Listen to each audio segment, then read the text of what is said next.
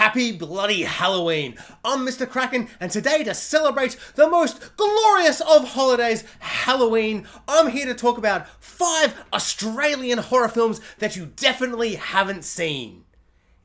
Unless you have seen them, or you've heard of them at least, and you're vaguely aware of them maybe. I mean, I really can't judge. I don't know why I came in judging my audience, being like, you definitely haven't seen this Australian film. As an Australian, I've seen it because I'm cultured and I know things or whatever, but I didn't think that of you. No, actually, you know what? This is 5 Australian horror films you've definitely seen, and if you haven't, here you go. I could not be more ready right now to celebrate the least Australian holiday, Halloween. I got my bloody beers, mate, and my cool coloured festival sunnies that cost me $5, and I got my bloody fruit shirt on, mates, the one that I bought at an Asian country while blackout drunk, and I cut the sleeves off with the scissors I had over there that I used to cut herbs for the tea that I drank in the morning while we had wonderful adventures overseas that I totally remember. Number 5. Chocolate Strawberry Vanilla, a low-budget Australian horror film that plays out more like a psychological thriller. In this film, we follow a man who owns an ice cream van, and he's very, very lonely, and he has an obsession with a local TV celebrity that is on the kind of local soap opera TV show. The show, whatever it's called, is kind of like a parody of the Home and Aways or the Neighbours of Australia. I'm sure you've got them wherever country you're from. Days of Our Lives or Example from country you're from. And as we follow this very lonely, isolated man just trying to live his life and be someone who people appreciate and love, he slowly descends, and via circumstances due to bullies and kind of local thugs and other circumstances to do with a local celebrity and him meeting her, he slowly descends into madness. And it's a film of a man who is like, at first glance, he's okay, but very lonely and depressed, and you're like, okay, but he's doing okay. And then by the end of the film, you're like, oh boy, I don't think he's doing okay anymore. It is the most Australian low-budget version of Joker. Is he a bad guy? Maybe not necessarily at the start, and then by the end,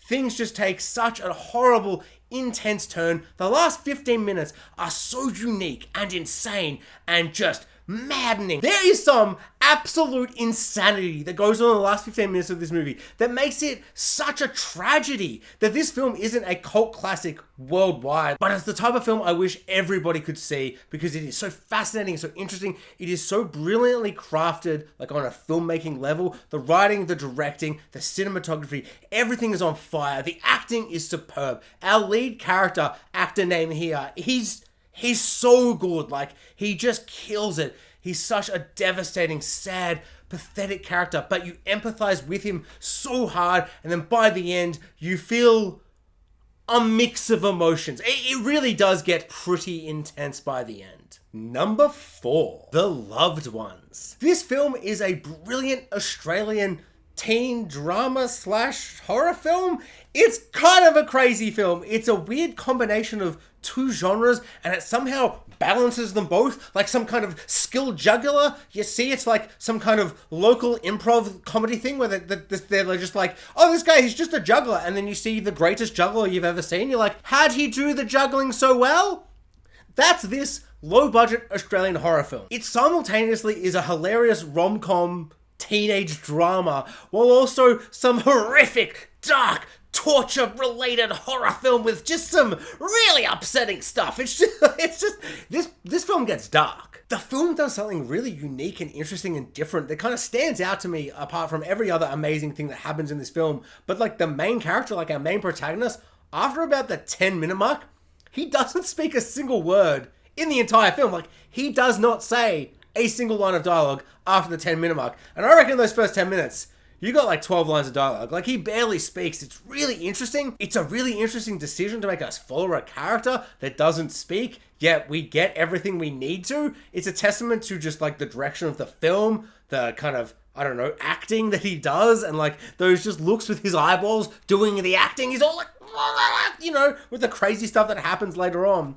But it's pretty much him and his best friend, and we get 2 paralleling stories of prom night. And it's a classic teen rom-com / horror kind of situation, but it's kind of put in this weird kind of contrasty kind of juxtaposition, other fancy words that you put in your year 12 exam, benevolent. One side of the story is just like the best prom night you've ever experienced. And just like one guy who's like a nerdy kind of teen, like stoner kind of guy, and he's just having the best prom ever. And the other one, the opposite, just having the worst prom night of all time. I'm not going to go into any more details, but oh boy, does it get insane. Like, I just want to say one thing. Beware of the basement. If you want to know what's in that basement, I'm telling you, you bloody don't. And then when you find out what's inside that basement, just, oh boy. Oh boy. We get some iconic, huge performances from our villains. They are spectacular. How can this possibly sustain this and be entertaining with so little, like, pieces moving about the board? But then they're just, like, moving them about the board in this way. You're like, this is spectacular, this is horrific, this is terrifying, and then it cuts away and you're like, this is really fun and funny. Wait, what? And that contrast and the way everything is positioned, it's a fascinating, amazing film. It's like 80 minutes long. It's in and out. It just goes, hey, boom. Here's the thing that sets up our character's emotional turmoil at the start. Boom, here we go. And then the film just goes and it goes bam, bam, bam, bam, bam, bam, bam. And then suddenly it's over and you're like, holy moly, that was a cinematic ride of emotions and it's a roller coaster of all the thingies you want in a horror film, but also with a weird little dark touch of comedy. It's amazing. Bloody check it out. Number 3, The Babadook. You may have heard of this film, and almost definitely you've heard of this film. It's like one of the only Australian films that seem to have broken out into the world cinematic release, and everyone's like, oh, the Babadook, oh, the Babadook,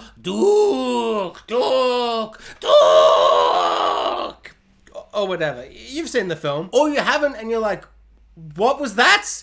Explain, please? So the film The Babadook is about a little kid, and he likes to scream and yell and make me go, oh boy, I'm glad that I don't have kids. Never has a film made me so glad I do not have children. Just no other film. There is films here and there that make me go, oh boy, parenthood seems like a whole thing. Like, I know it's a whole thing, because the parents that are my friends in life, they don't sleep, and they don't say it out loud with their words, but I see the tears inside their soul. I see them. But this film is a brilliant Australian film that focuses on grief. The Babadook may as well be called The Griefadook, because it's a big old metaphor for grief. It's a big old metaphor for parenthood and shouldn't be a single parent, even though, as someone who grew up with a single parent, sometimes life is cruel and sad and it's bad. But luckily for me, didn't have an actual Babadooking all over my Babadooking. This film upsets me on a visceral, horrible level. Just maybe as like a child who had a single parent growing up, it really speaks volumes to the horror and the heartbreak and the devastation of a single parent living with children and living with that idea of just like, how can I raise these people alone? How can I raise these little gremlin demons?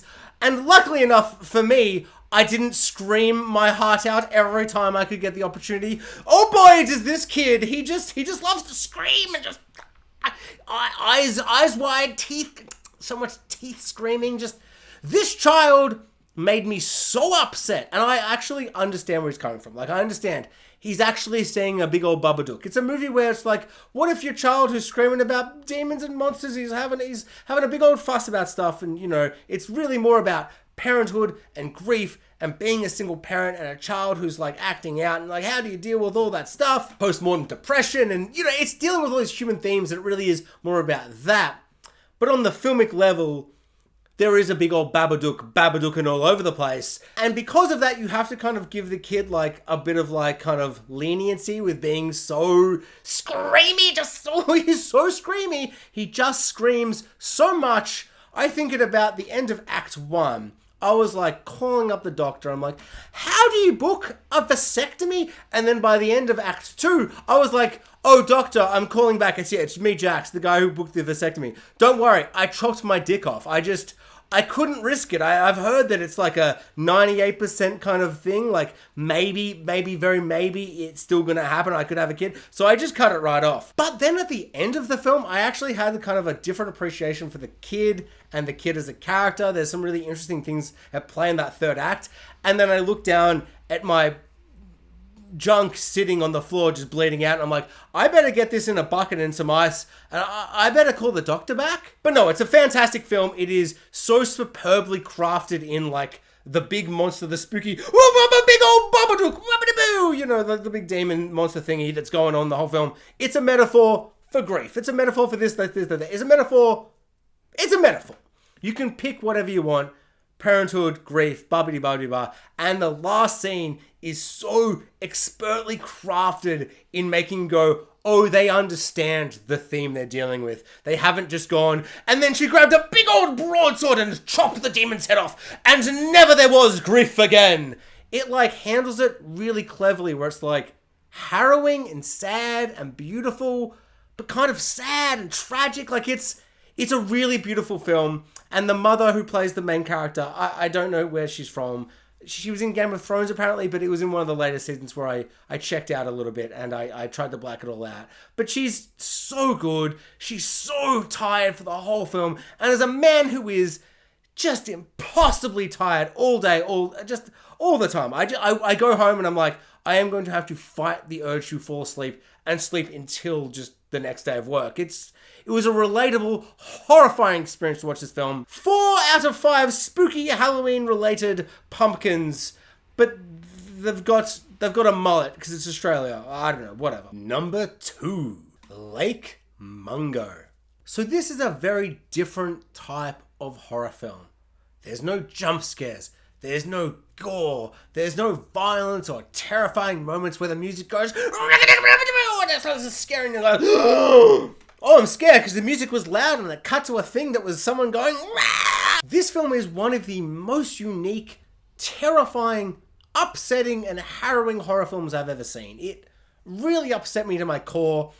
I honestly don't even know if I liked it as a film because it was so upsetting and it was so kind of real. And the reason behind its realism isn't like the fact, oh, the characters, they spoke in a way that I thought they spoke like. It's like, no. It's a mockumentary. It just plays flat, matter of fact, just here you are, here's the thing that happened, digest this story. And it's horrible. It's very, very sad. Like if you're not one to like enjoy something that is just harrowing and depressing, this film is absolutely not for you. It's very slow burn. It doesn't have any kind of excitement or joy or interest. Like it's just a really harrowing, tragic tale. It is fascinating, but it is really, really upsetting. Like the upsetting overwhelms the fascinating. Like, it's looking like a really interesting murder mystery that is also kind of sad, like with the undercurrent of sadness. It's just really upsetting. Like the film starts, and the first 5 minutes, there's just like news coverage, and there's cops talking, being like, well, this girl, she died in the lake, and the way it's positioned, the way it's framed, the way everyone speaks, so matter of fact. Everything feels matter of fact. Like they just go, this is it. Here you go. It feels like a news report, like a documentary that they have on the ABC, which is our channel in Australia for the type of stories that would be this story. To the point where 5 minutes in, I got so upset and annoyed. Like, I'm like, wait, is this just like a real story? Because there's like a helicopter flying over the lake and the cops are all talking this way. I'm like, whoa. Like the way it was framed and positioned, I'm like, if this is a real story and they're grabbing footage and then they're going to insert like dramatizations to like milk this story for all it's worth, that upsets me. And I'm not a fan of that. That feels really like, kind of like manipulative and like just gross. So I checked. I'm like, is this real? Not real. Just so perfectly crafted as fiction. Like the fiction is so perfectly crafted as non-fiction. It's wondrous. It's brilliant. It's upsetting. It takes kind of an interesting turn about halfway, maybe 30 minutes in. It kind of goes, hey, actually, we're going to do this with the documentary, well, mockumentary style. It really is a fascinating watch. It's interesting. It's one of the most unique Australian horror films I've ever seen. It really upset me. I didn't really enjoy it, but I appreciate it on a filmic level of like, I understand what the director was trying to go for. He nailed it. It's a 10 out of 10 for what he wanted to do. For me, enjoyment-wise, or kind of like a 0 out of 10 enjoyment-wise, on an appreciation of film and cinema, like a 6 out of 10. Like I really, or maybe a 10 out of 10, because I thought it was so good at doing what it tried to do.